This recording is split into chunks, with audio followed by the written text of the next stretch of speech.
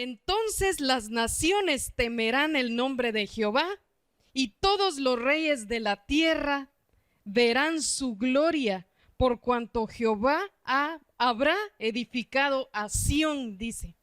Llegará el día y la época, el año y la hora en el que el estado de Sión, que es el pueblo de Dios, que somos nosotros en el ámbito espiritual, seremos levantados y edificados, porque nuestro rey va a venir a tomar posesión y gobierno en la tierra. Entonces será cuando las naciones temblarán delante del rey que vino a gobernar, y también todos los reyes de la tierra que anticipadamente hayan estado temerán delante de él, pues verán su gloria, su mando, su sistema.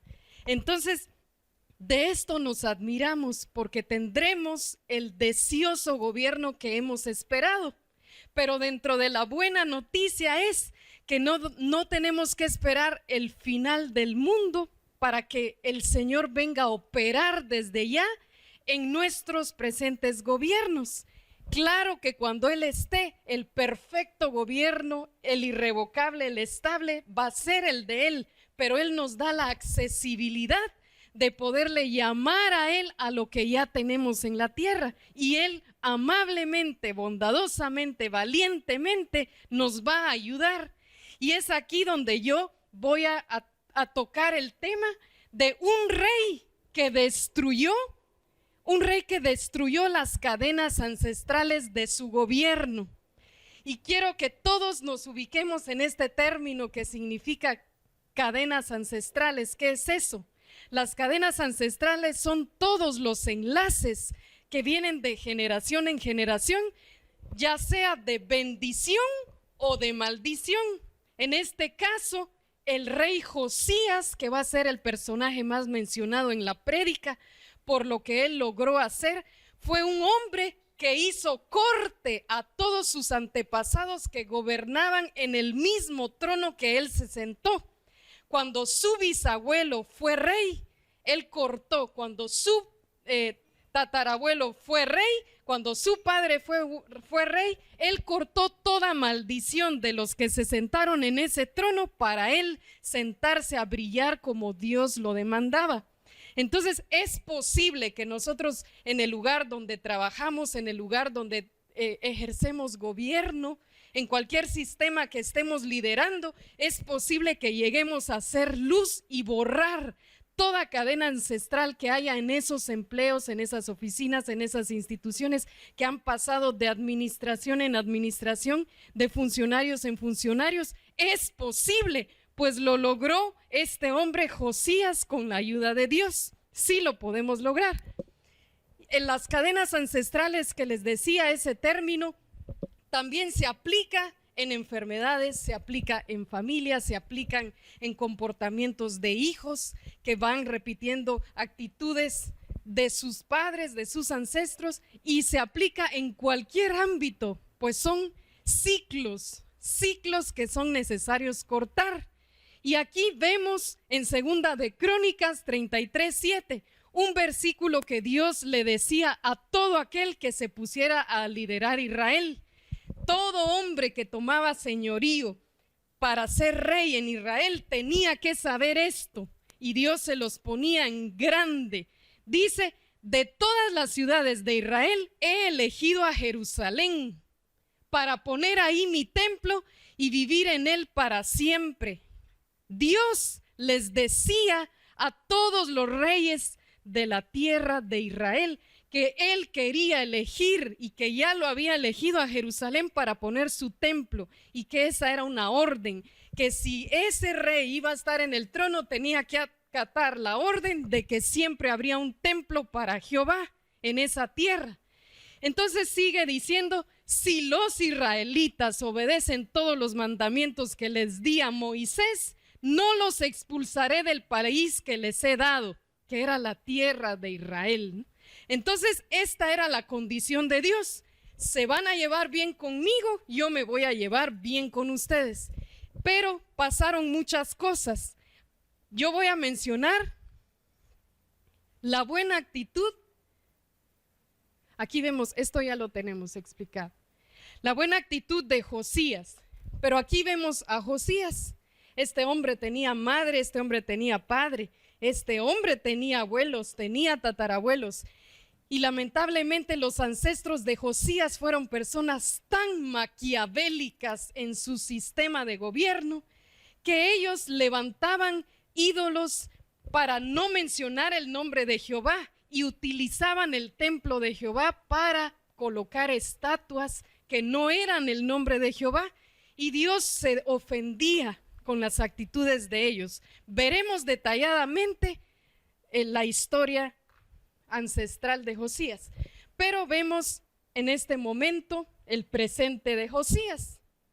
A sus 8 años él toma reinado. 18 años, hasta llegar a los 18 años él comienza a actuar ya con la madurez, el expertise que Dios le da para derribar todo altar que sus abuelos y tatarabuelos levantaban y establecer el reino de Dios. Aquí sucede algo. El papá de Josías era Amós, era un rey demasiado malo, era la suma de todos los reyes en su maldad. Ese era el papá de Josías, y él, por la misma maldad que ejecutaba en Israel, muere. Es no deseado por el pueblo de Israel, y también lo van desechando. Él mismo muere en guerras. Entonces automáticamente seguía el hijo, pues esto no era voto popular.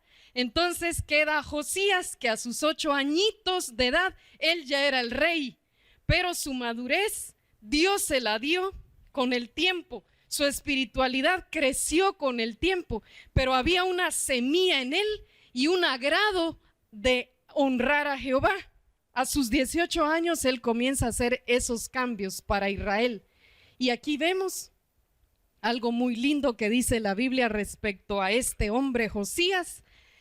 Esto está en Crónicas, segunda de Crónicas. Y procedió Josías a hacer lo que era recto a los ojos de Jehová y andar en los caminos de David, su antepasado, y no se desvió a la derecha ni a la izquierda. Aquí menciona un antepasado, a David.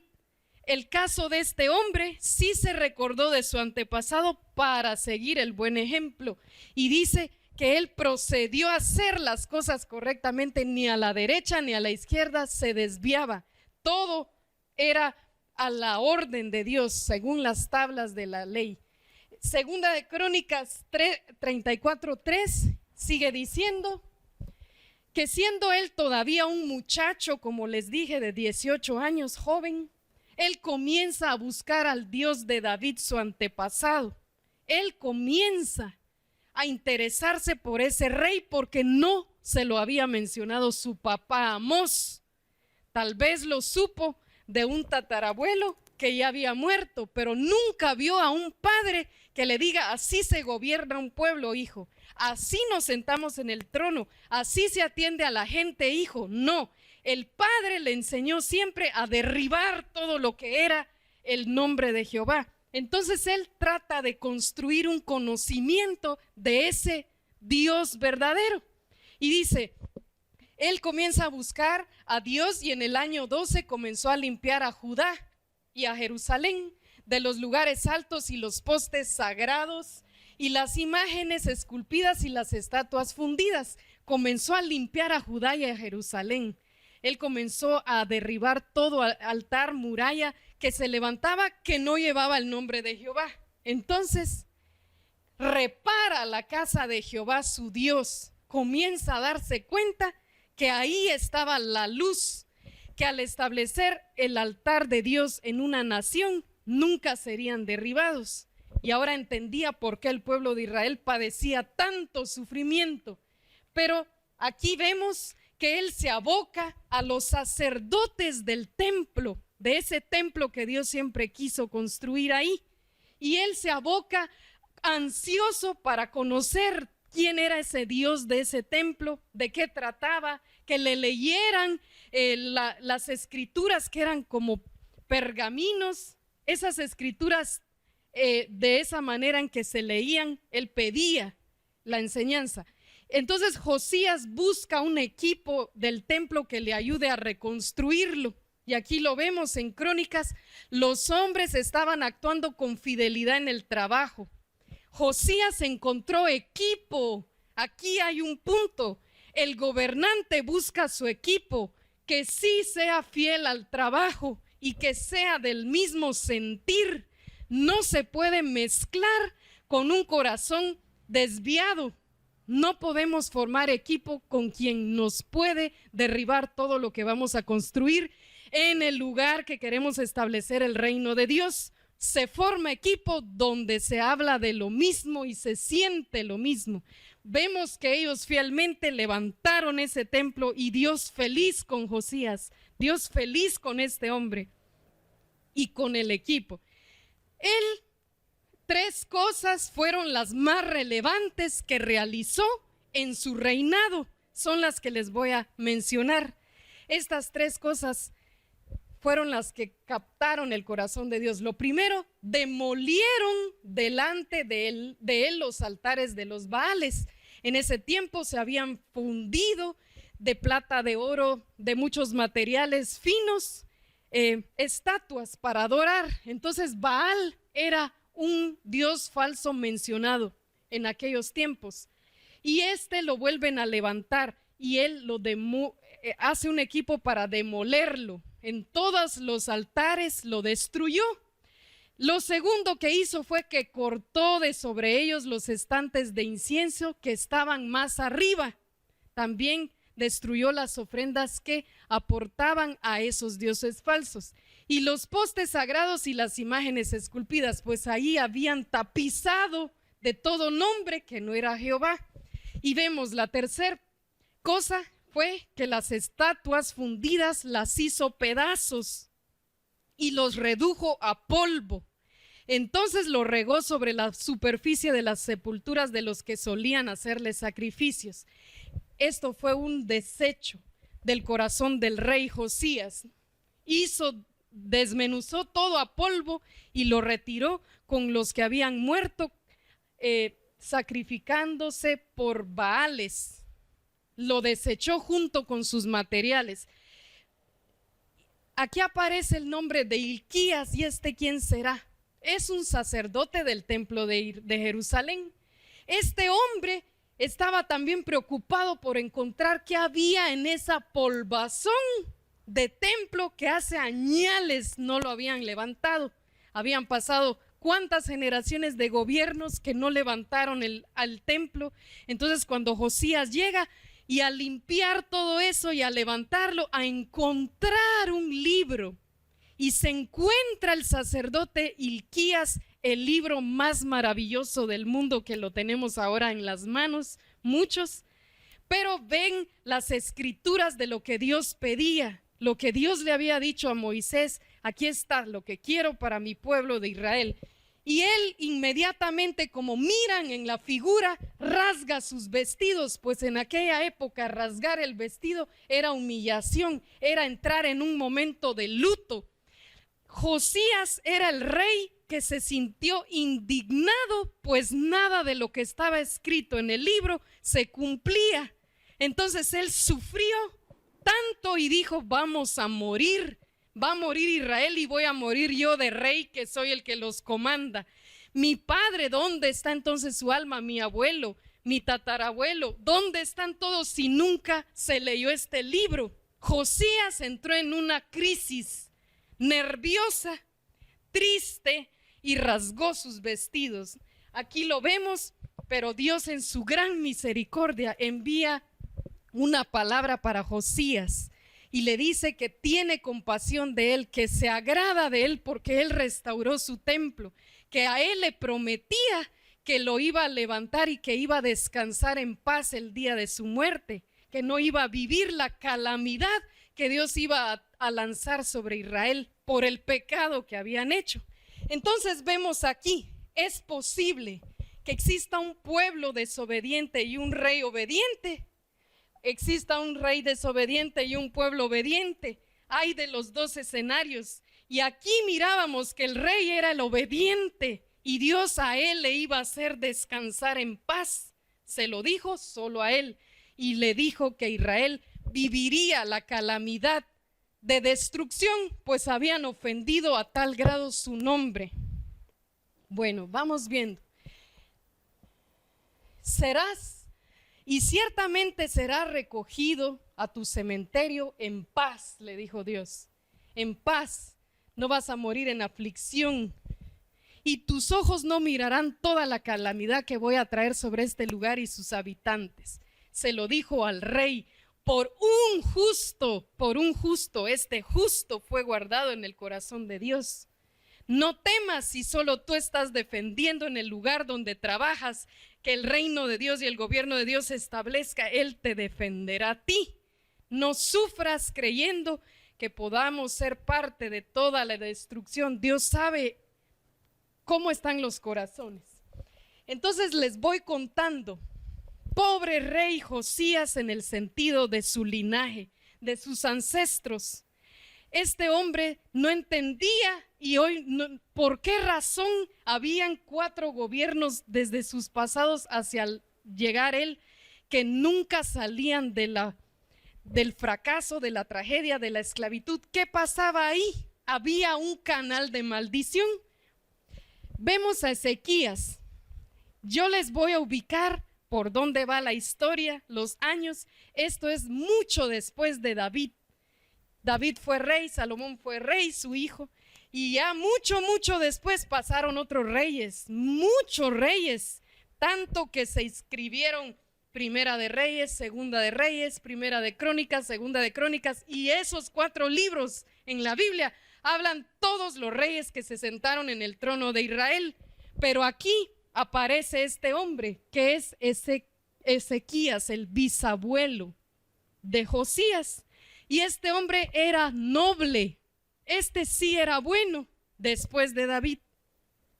Habían pasado muchos reyes malos, pero él, el bisabuelo, era bueno.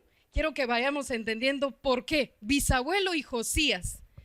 25 años de edad tenía este hombre cuando él toma el reinado, muy joven, y reinó 29 años. Él recibió sanidad de Dios, era un rey que se enfermó y Dios le dijo morirás, pero Dios le dijo después te extenderé los años de vida.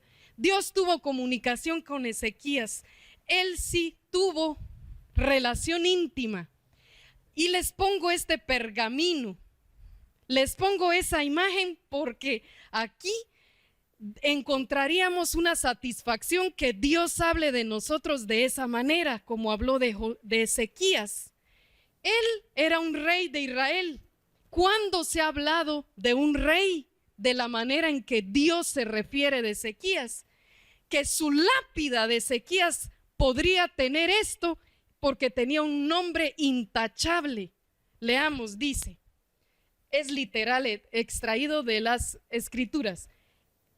Ezequías, él hizo lo recto ante los ojos del Señor conforme a todo lo que su padre David había hecho. Confió en el Señor Dios de Israel y después de él no hubo ninguno como él entre todos los reyes de Judá, ni entre los que fueron antes de él, porque se apegó al Señor, no se apartó de él, sino que guardó los mandamientos que el Señor había ordenado a Moisés. Pero vemos esto importante, se apegó a él, por eso no fue defraudado.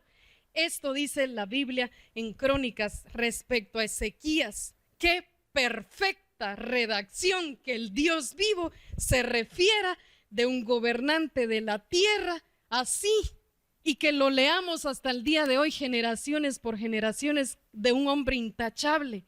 Pero no hubo después de él nadie a cabalidad de su corazón. Sin embargo, su bisnieto llegó a alcanzar parte de esos genes espirituales que era Josías.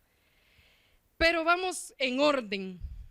Estamos en Ezequías. Ezequías tuvo hijos, pero este hijo le salió tan maquiavélico, no porque así nacen, porque nacen inocentes, bebés, listos para ser formados hombres de bien, pero él decidió, Manasés, ser un hombre malo, apartarse, Bueno, murió Ezequías, tenía que seguir Manasés.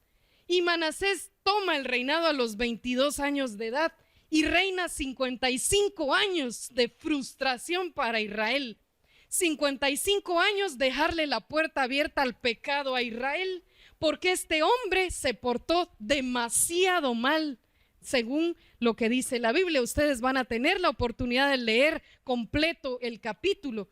Yo coloco 4 acciones destacadas, malvadas, que este hombre realizó.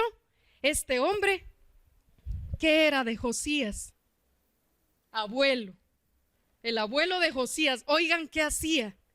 Manasés construyó altares para esos astros en los patios del templo de Dios.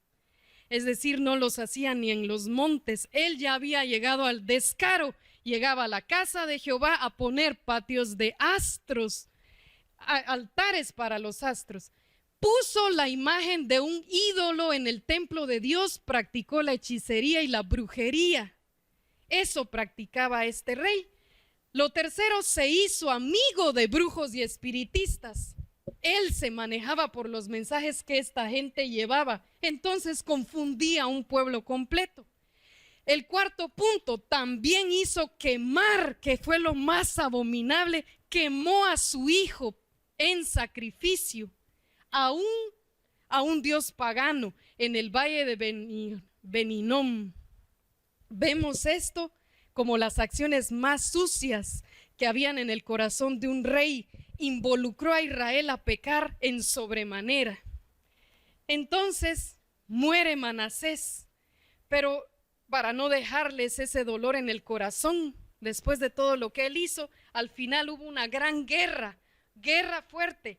Le pusieron en su nariz un arillo para burlarse de él, los que le hacían guerra, lo ataron de pies y manos, lo encadenaron, lo querían ver humillado, y sí, llegó a la humillación total Manasés y a pedir: Señor, perdóname, sálvame, sácame de aquí, ahora ya no soy el rey que se sienta en el trono con linaje, soy nada. Me han puesto arillos en la nariz como en los cerdos lo hacían, para mostrar cuán vil se referían de él y cuánta vergüenza querían colocar en su vida. Entonces Manasés se pone a cuentas con Dios en ese estado y Dios lo perdona. Y este hombre muere en manos de Dios. Pero les cuento eso para que no les quede en su corazón qué pasó con Manasés. Seguimos. Manasés murió. ¿Quién seguía? Ahora viene el papá, el más cercano linaje de Josías.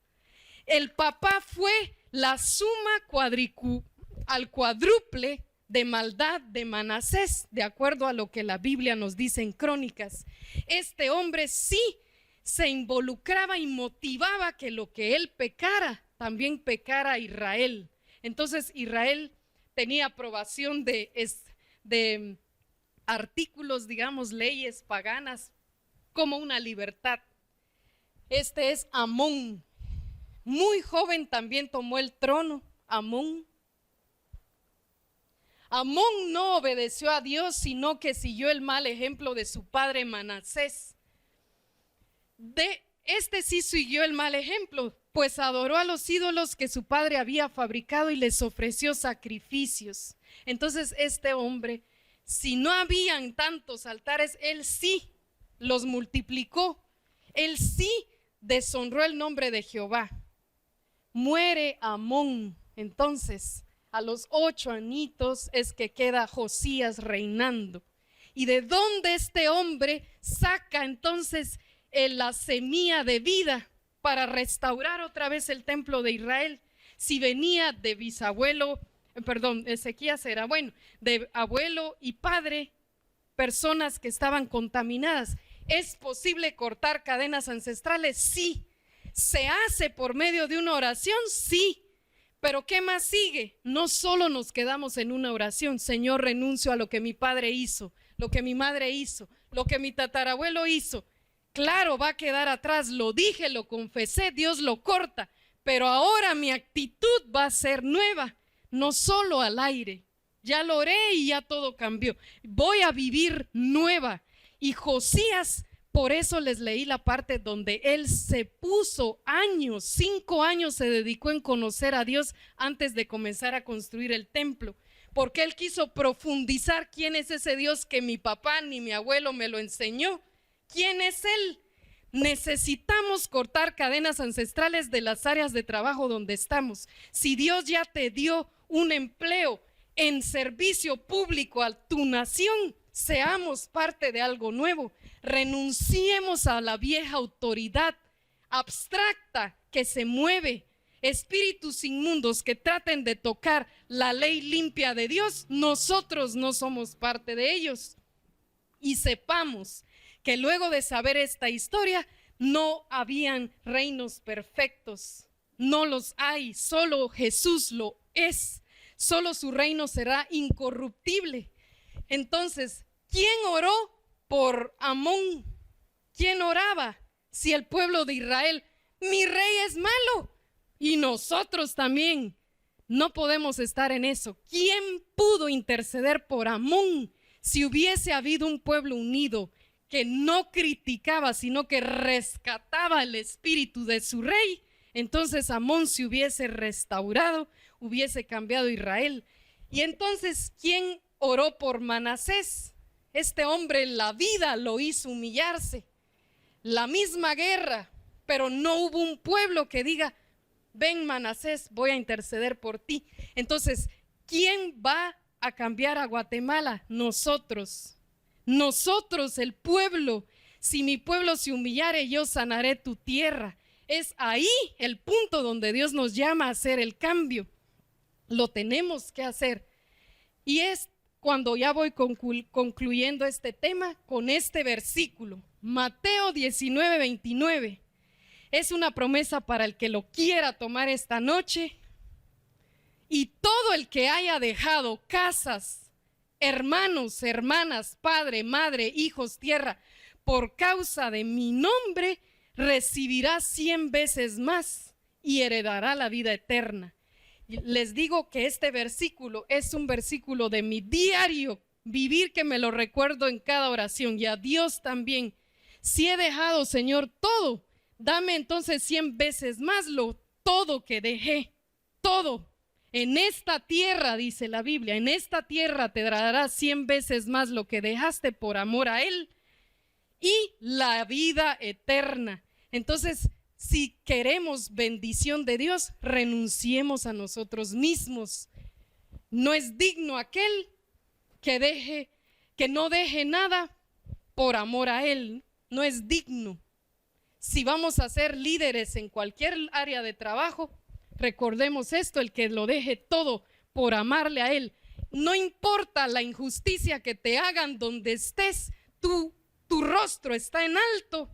En el trabajo donde estamos, Dios nos defiende. Ya vimos estas historias, ya vimos cómo Él respalda, cómo lo hizo con la injusticia de Jacob y su suegro. Ustedes ya la conocen. Entonces, los motivo a creer en el Padre.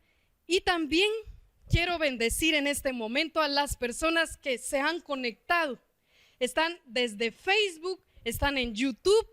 Deseamos para ustedes que este mensaje sea tomado con la formalidad del Espíritu Santo para poder propagarnos, extender el reino de Dios desde las áreas de tus naciones donde nosotros nos encontremos. Entonces, bendecimos sus vidas y los esperamos cada lunes y viernes en línea. Llamamos a las personas presentes.